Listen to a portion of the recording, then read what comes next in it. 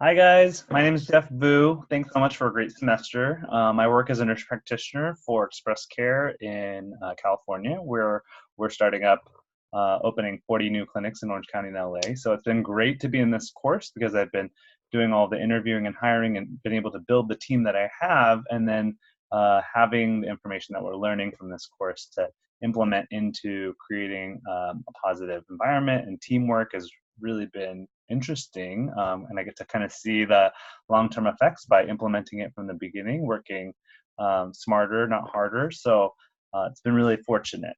I can see how my responsibilities as a leader span more beyond even the work that I do.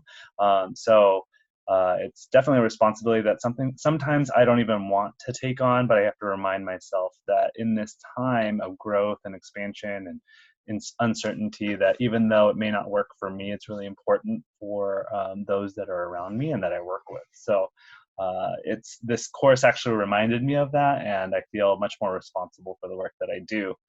Two things did happen actually in the course of this last week. While we were at residency, I was notified that one of our employees had passed away suddenly, and she had only actually been an employee for about a month, and it really affected a lot of our other employees and how quickly those bonds do build. And just trying to make myself available. I had created that availability well before this week had happened, but trying to make myself physically available so then people can open up as they needed and use the resources as they saw fit. So every person is affected in a different way, and how fragile life really is. It was a reminder, and you know, in addition to that, on this past Thursday, a week after we came back from residency, I actually got into a pretty large car accident. Thankfully, I was able to walk away, and so was the other driver. But it was just a reminder that sometimes I put a lot on my plate and a lot of responsibility for myself, and it can really be difficult to handle it all, and it can all be taken away very quickly. My next steps as a leader include reading more, actually. So I'm trying to figure out the best way to get audiobooks and kind of incorporating it into my drive to work. I usually drive in silence.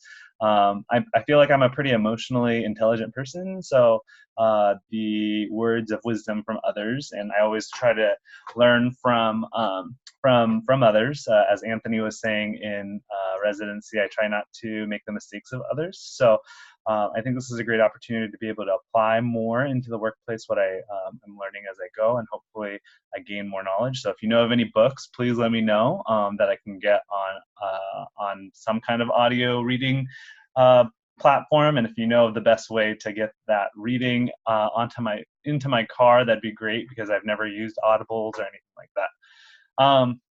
As far as my next steps on my action plan, I've built this role for myself as a leader within my organization, but I haven't, and it's been a true test as time has gone on. And I really do enjoy it, and I'm really excited to come into work every day to be able to foster that and try to make that time. However, my true role and what I was hired for is to be a nurse practitioner, and so I have to remind myself to take that step back. And although I get preoccupied and excited about doing certain things of my role as a lead, I do need to bring myself not down, but just back a little bit to the technical part of it and really ground me in what brings me to work every day and what brings other people to work every day.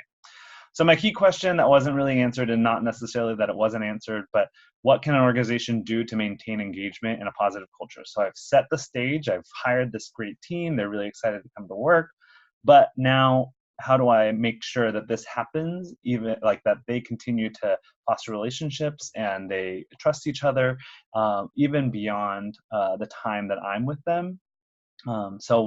Whether that means I'm working with them or not, or as they move on to different parts of the organization, because now we're all kind of separating out to different clinics. How do we maintain this positive relationship where people really enjoy working with each other, even though they're not necessarily next to each other, and maybe not able to talk to each other?